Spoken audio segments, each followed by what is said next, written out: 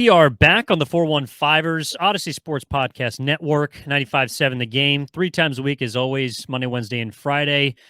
Big thank you to Dave Palais joining us from the Bold City Podcast. And now we are back, your normal dynamic duo, Evan Giddings and Marc Grandy. Marc, what is going on? Not much. Having a good conversation you had with Dave. Thanks again for him for coming on. A great conversation with our Odyssey guys down in Los Angeles as we get ready for Niners Chargers. Exciting! I'm really excited for the Sunday night game. It feels like it's been a long time since we've had Niner football because of that bye week and now Sunday night, and we're finally getting close. So I'm excited. Yeah, and Dave did a really good job of kind of briefing us and getting fans up to date on everything that's going on with the Chargers, potential tasks that the Niners will have in front of them this weekend. Of course, Sunday night, 5:20 kick. 5-3 are the Los Angeles Chargers. 4-4 are the San Francisco 49ers. And I kind of want to start, Marc, with where Dave and I ended. And that was obviously a prediction for the game, which we'll get to later on. We'll go into some of the injuries that both teams are trying to overcome at this point. But it begins with number 10 as well as number 10. Jimmy Garoppolo and Justin Herbert for both teams, two quarterbacks in kind of very different positions. One right now, and Jimmy Garoppolo, who is on a team that is favored by 7 points, despite being, I think we would both say, the lesser of the two quarterbacks. But Justin Herbert is kind of behind the 8 ball and has been the last couple of weeks because of how many weapons he has had out for him. But I know Justin Herbert is a very near and dear to your heart quarterback, Marc, coming from the University of Oregon. So I'll give you the first crack. What do you expect from the quarterback play here on Sunday? Well, not only an Oregon Duck, but when I was up in Eugene, actually working for the student radio station up there, I saw him play high school football. Mm-hmm. So this is a guy that I've followed for a long time. He's a phenomenal quarterback. Pretty good. I also think what's interesting about him and his season, excuse me, is we have kind of recently in the last few weeks when he hasn't quite been putting up some of the same numbers as he has in the past. We haven't seen quite as many 300-yard games, 3 touchdown games from Herbert, which has kind of been commonplace for his first 2 years. You kind of have seen the national conversation shift on him just a little bit. Like you hear more and more now as every week passes. Well, how good can Justin Herbert be if his team struggles? They lose games that they shouldn't. Like, is it time to start reevaluating who Justin Herbert is? And those conversations are just absolutely insane. Justin Herbert is one of the most talented quarterbacks in the league. If you had to ask me, pick any quarterback in the NFL to start a franchise around right now, not just for one season, but looking ahead to the future. So take age into account. Herbert's number 3 on my list. It's Patrick Mahomes and Josh Allen, and then it's Justin Herbert. Like, he is an elite quarterback. And this year, he's had some injuries, as you mentioned, but also we cannot forget this is a guy who probably suffered a relatively serious rib injury way back in the early part of the season against the Chiefs on Thursday Night Football. Not only did he not miss a game after that, but he toughed it out in that game. There was a play late in that game on 3rd and long where his team needed to move the ball. He was rolling out to the right and kind of just turfed the ball because he was in so much pain in a huge moment where he needed to pick up yards. He clearly wasn't right. And you're thinking at that moment, they got to get this guy out of there and maybe miss a week or two to get back fully healthy. No, he doesn't miss a game. Not only that, but he comes back on the very next play and throws a ball 30 yards down the field on a rope to move the chains on 4th and long and keep the Chargers' hopes alive. Now, of course, they lost that game, but still, I think Justin Herbert, we forget about that injury just because he didn't miss a game, just because he didn't even miss a snap. He is incredibly tough. He is maybe the most talented arm in the NFL. I mean, if not the top, one of the top guys there.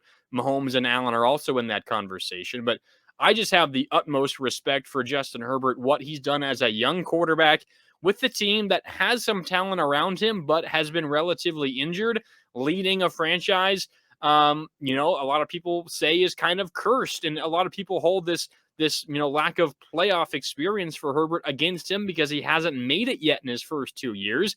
That's not on Justin Herbert. He's the best thing to happen to that franchise in a really, really long time. I have the utmost respect and belief in Justin Herbert as a quarterback. So all that said, despite the fact that there are injuries. Keenan Allen's not going to play. Mike Williams not going to play. A number of other receivers aren't going to play. Justin Herbert still is talented enough to win this game almost alone. Him and Austin Eckler are enough because, Justin Herbert is that good at quarterback.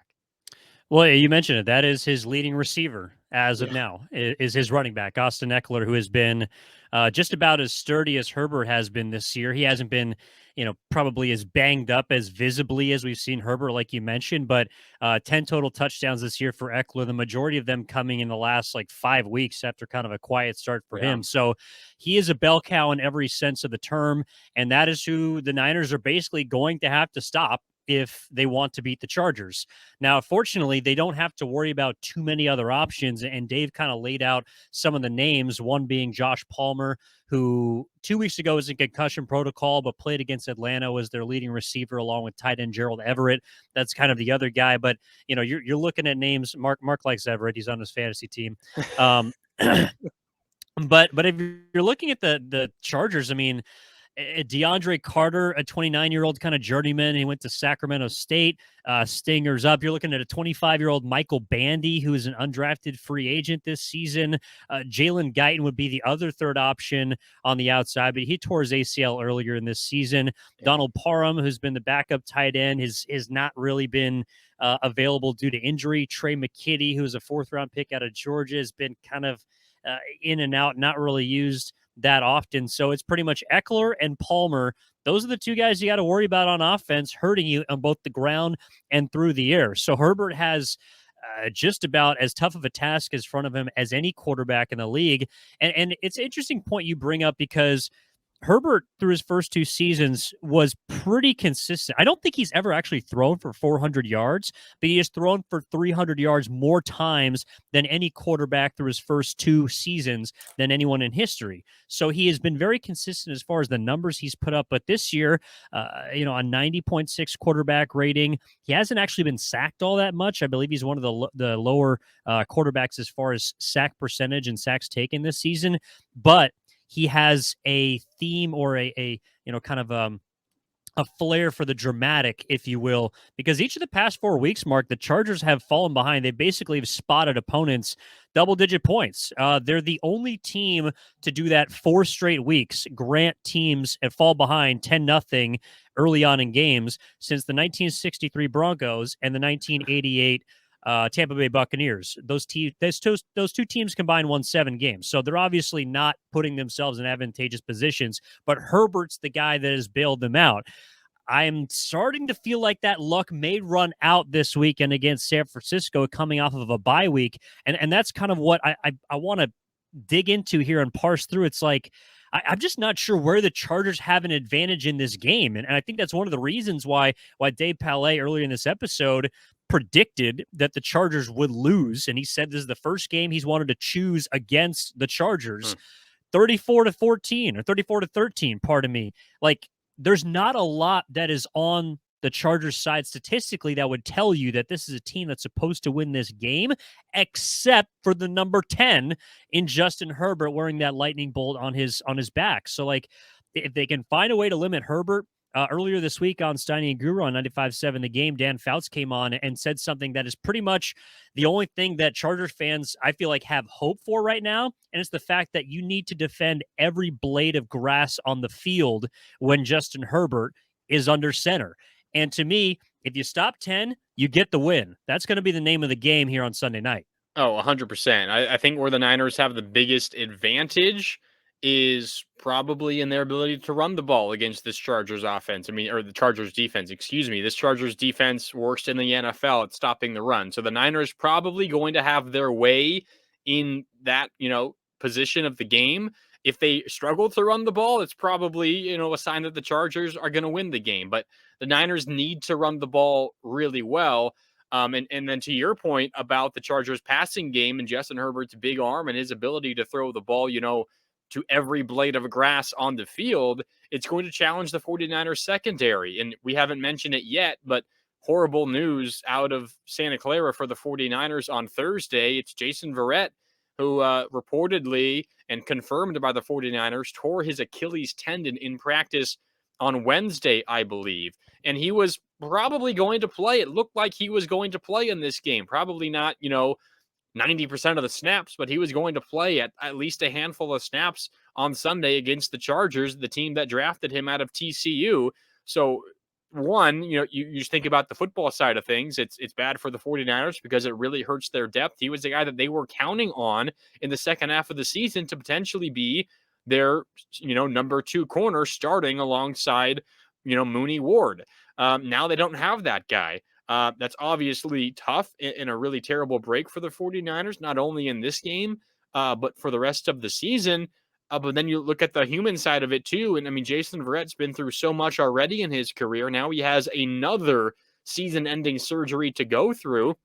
And the question you ask yourself at this point is this where he calls it a career? Because at a certain point, with all these Achilles and all these ACLs and all these surgeries on his knees and his ankles and his lower legs, I mean, at some point, you just got to call it quits. I don't know if he's at that point yet, and I'm sure he will, let everyone know when he's ready. But it's a terrible break for Jason Verrett.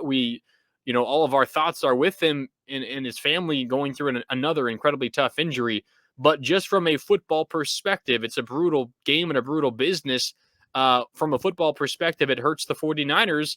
And it probably, maybe gives the Chargers a chance to beat Diamador Lenore or Samuel Womack on a couple of routes down the field. You never know. So it could be a costly injury for the 49ers in the future, obviously, but even in this game Sunday night.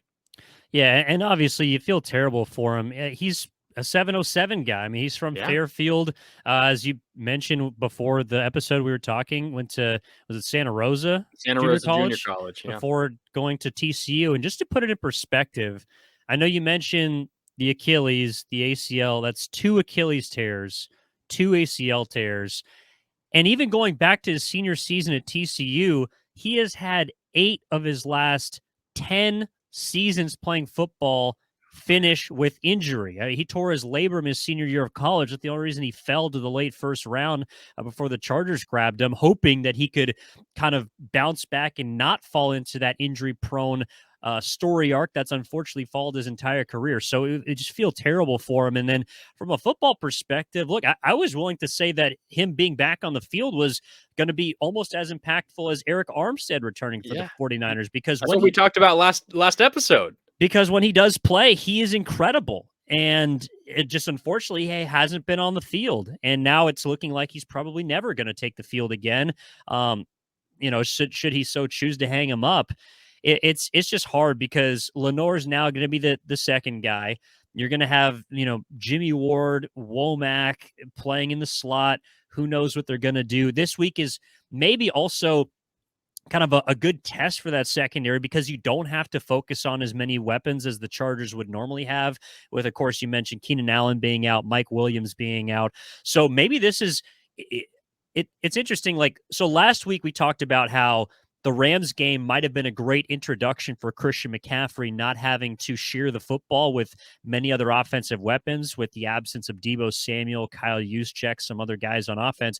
This week might be a good introduction for what you were expecting to get back from the defense and now how you're going to have to play the rest of the year, because there's, possibility to get Dre Greenlaw back at linebacker, but you're going to have to be focused on, all right, how are we going to use our secondary against teams that both have weapons and then this week do not? So you can put Mooney Ward on maybe Everett, maybe Carter, maybe Josh Palmer, but you're going to see now what that second corner is going to do, because while you were expecting Lenore maybe to slide back into the slot, now he's going to be out there the rest of the season, most likely, unless some other corner demonstrates that they deserve to be in over him. It's a tough loss for the 49ers, but one that, I mean, I know you didn't have them up until this point, so it's maybe not as big as we're making it out to be.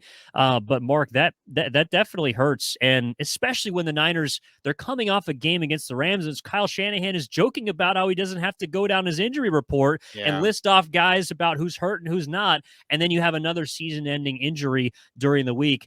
It just shows that maybe the 49ers might not be done with guys getting banged up. Well, yeah, I mean, literally, the first words out of Kyle Shanahan's mouth when he addressed the media for the first time in a while back on Wednesday is, he always opens it with injuries. And he mentioned, Eric Armstead, he mentioned Samson Ebukam, he mentioned Dre Greenlaw, and then he said quarterback Jason Verrett, knee limited. That's all I got today. So not much from him. And then there was a follow-up a little bit later about Jason Verrett, and Shanahan said, I thought he was really close to playing last week. We considered him also, 2 weeks ago. I know he was here for a lot of that time, well, they were away on that road trip. He did some stuff on his own. So I expect him to be further along this week. And then he said, I'll see him out there in about an hour at practice, but hopefully he's closer and, potentially ready to go. And of course, on Wednesday, that was the day that he tore his Achilles, the first day of practice this week. And, just terrible for him and for the 49ers. So again, we're thinking of Jason Verrett, who's been through this so many times. He's openly admitted in the past during his rehabs, it's taken him to a really dark place. I can't even imagine what rehabbing from one major injury like that is like. So now having to do it another time, a long road ahead for Jason Verrett. And we're certainly thinking of him as he ventures down that road once again. Just a tough one to swallow. Yeah, and you hope that it doesn't that sort of air in the building, which of course is one of like a Yeah. solemn tone. Nick Wagner of ESPN just tweeted out, a quote from George Kittle basically saying it, there was an awkward silence, one that was very, very sad. These were guys that were hoping to have him back. So you hope that before obviously a big game against the Chargers, that doesn't sort of linger around in the locker room, because even though the Chargers are also banged up and maybe a team that should be 7-point underdogs on the road, this is still a Chargers team that has come from behind in 3 of the last 4 weeks. So they can absolutely sneak up on you if you leave them around, if you let them hang around